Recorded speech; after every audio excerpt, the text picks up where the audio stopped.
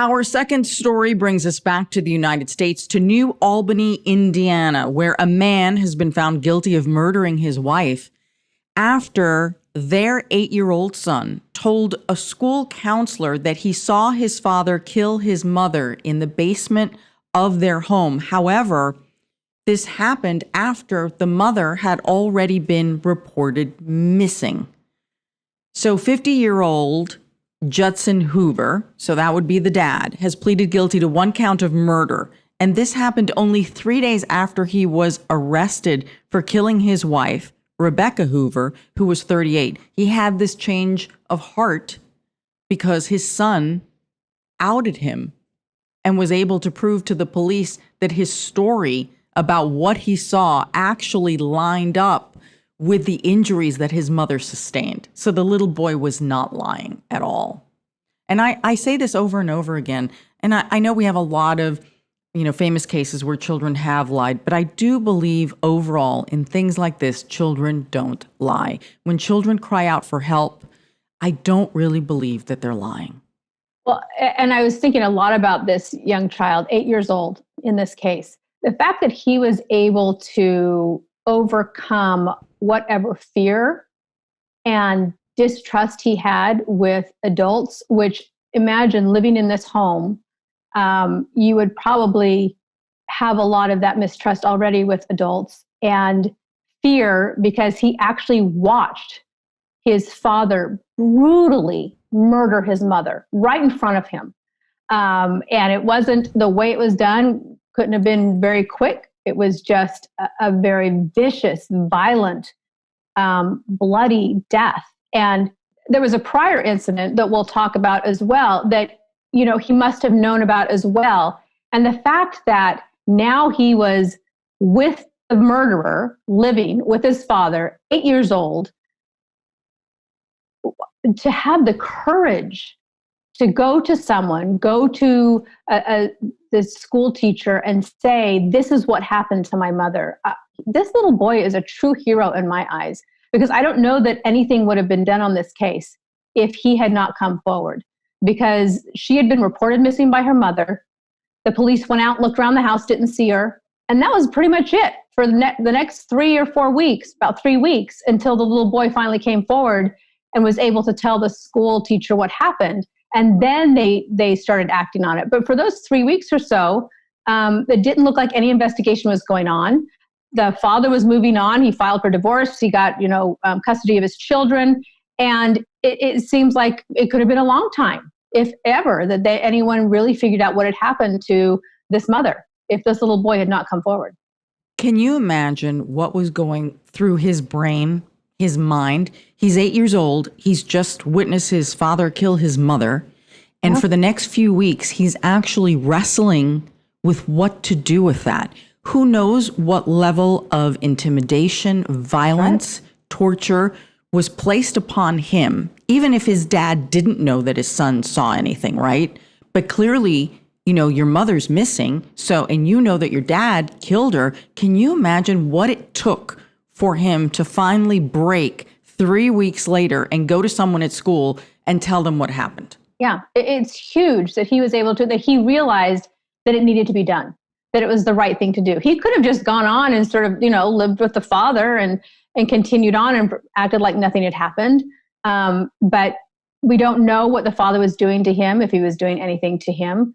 But just in his mind, even if he wasn't, he had to have thought, well, if he could do this to mom, and then I tell somebody, what's he going to do to me, right? So we don't know if in his mind he was literally putting his own life on the line, saying, I'm going to tell what happened to my mom. I may end up dead because of this. I mean, we don't know what he was thinking. But at 8 years old, he had the courage to come forward and say that. And I really am so impressed by that action that he took. And let's hope that he's getting all of the mental health support out there to sustain him, because his mother is dead. His father is going to be in prison for the rest of his life. And what he witnessed was so brutal. And also to live with the knowledge that the reason, obviously, father made the choice to kill mother, allegedly, right? So that's why he is in prison. But the fact that you basically turned your father in. That's another level of guilt for a child to process, because as we see over and over again with abused children, no matter how badly abused they are, they still want the love, admiration, respect of their parents, even the abusive ones. It's still their parent. I mean, we talk about parents if they know that their child has done something wrong. Do they go to the police and say, my child committed this crime? That's a huge dilemma as a parent with adult reasoning and thinking. And here's this child now for the rest of his life, knowing that he's the one that set in motion the fact that the father ends up in prison. And like you said, no matter what the father did, he's still his father. He's still his father. And that's what he's, as a child, you always think. So when the boy told someone at school what had happened, the school contacted police immediately. And on that day, when the father arrived to pick up the son from school, police were waiting for him. Now, here's what's interesting. Police said, "May we search your house?" And the father consented. They didn't even need a warrant. He said, "Sure, go ahead. Search the house." Okay. While they're searching the house, police are also talking to the little boy, and that's when the boy provides more detail than he told the teacher. The boy said that he saw his father stomp on his mother about 20 times and then punched her until she stopped moving. Police say that they found blood spatter at the bottom of the basement stairs. Which is where the little boy said it happened, is in the basement. Yeah. Exactly. Then police look at surveillance footage and they show that Judson Hoover, this is the father, moved a 55-gallon container from a storage unit around August 28th. Okay, why do we have a giant drum that must be moved? Ordinarily, if you're not doing anything wrong, that's not a problem, unless, of course, you have committed a murder. So he gets arrested.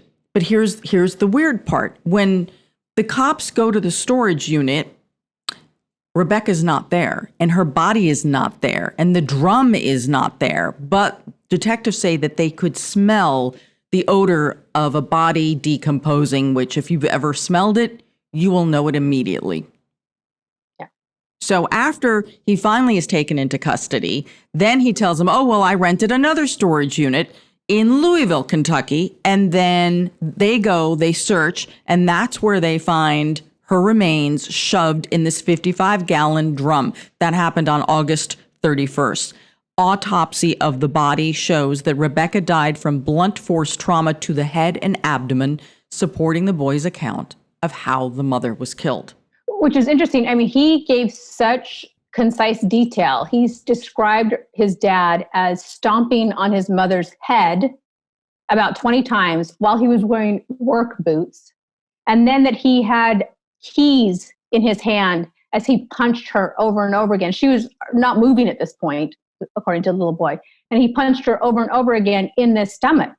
So that matches exactly what the autopsy says, blunt force trauma to the head area and to the abdomen area, which is interesting because Judson, when he does admit that he did it, he actually says he strangled her, which is not consistent with what the autopsy is. So we still needed the little boy to tell the truth, right, as to actually what happened. I mean, he did say, "Yeah, I killed her. I think I strangled her." That was essentially what his confession was. But the little boy was the one that was very accurate on the details as to exactly what he did, and it matched the autopsy. Why, as a prosecutor, why do you think that if he's already admitting to murdering his wife, why would he say, "Oh yeah, I strangled her," instead of actually saying how he really killed her? It's such a good question. I actually thought about this a lot this morning. I was like, why did he think it was more manly? Like, for some reason, stomping on your wife's head with your work boots would be considered unmanly. And that he thought that this was more macho. Or maybe he thought that he could say that it was in a heat of passion, like, "Oh, just suddenly I wasn't thinking about it, just strangled." And, because that tends to be what people do. Like, well, you see that a lot in the heat of passion, and they get in, they just strangle, and then all of a sudden, they're dead. Whereas stomping with the boots over and over and over again just shows such a level of maliciousness. But it's also interesting that the prior incident that he had, yes, absolutely, that he had been arrested for, was very, very similar. In the last one, which happened April 7th, only a few months before this, he was arrested for domestic battery in the presence of a minor, once again, doing this in front of his children, and a felony for strangulation. So in that case, he must have strangled her, but he also, well, here's what it's interesting. The way it was described is she was trying to get him to leave the house when he knocked her to the ground and kicked her in the head, neck, and face 15 to 20 times using his foot to apply pressure to her neck. So the strangulation wasn't like this. It was him literally holding her down with one foot on her neck while he kicked her with the other one. So I don't know why he said strangulation. I really don't. But it's interesting that this is a repeat almost. Which is so upsetting because he actually was arrested on that one. On April 13th, he was arrested. Let's see, a warrant was issued on April 13th. He was arrested April 17th. Not rushing out there to get this guy, right? So 4 days to find him, and was released the next day after paying 10% of a $10,000 bond. So $1,000 and he's out. Exactly. So I guess if you stomp on your wife's head 15, 20 times in front of your kids, you're going to be out.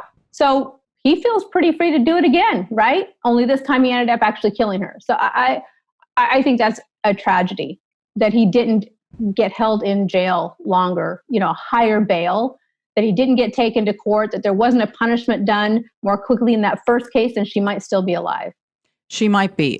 And we see this over and over again where the system, which seems like this nebulous thing that you describe, fails the victim.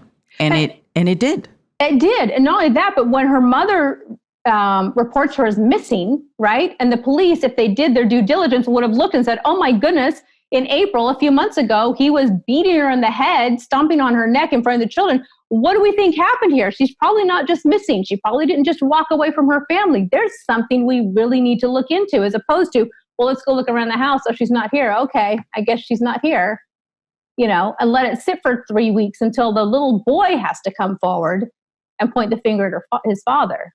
It's such a travesty. It really is. It's a travesty of justice. It's immoral. It's everything you could think of, and it defies common sense. And it is shocking because he would be the first person you'd be looking for. And wouldn't the police also find it very bizarre that her mother, right? So the little boy's grandmother, her mother reports her missing. She's worried. And the following day, the husband files for divorce. What is that about? Oh, because we're pretending that she's alive? Yeah. I'm left speechless with this one because it's so disturbing, and it didn't have to happen if the law had worked the way it should have and he wasn't allowed out and she had gotten some protective services. And maybe also at least they would have found her sooner, and that little boy wouldn't have been toiling for 3 weeks trying to figure out what is the right thing to do when you're only 8 years old and you're really not sure of what is right anymore. A friend of Rebecca's told Wave 3 News that this abuse had gone on for years, way before the domestic violence arrest in April. And the father said in court that the reason he accepted the guilty plea, meaning we're done here, he's done, right? He's going to be sentenced. That's the next thing. He's not contesting this.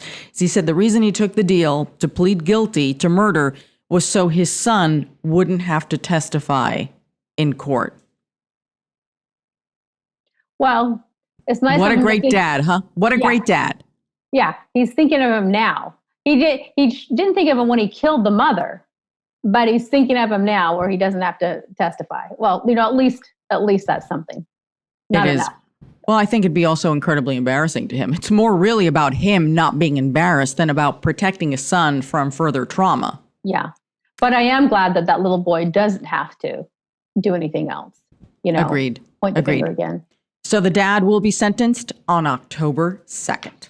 Yeah. And he's looking at a max of 45 to 65 years in prison. So let's hope he gets it all. Deserves it.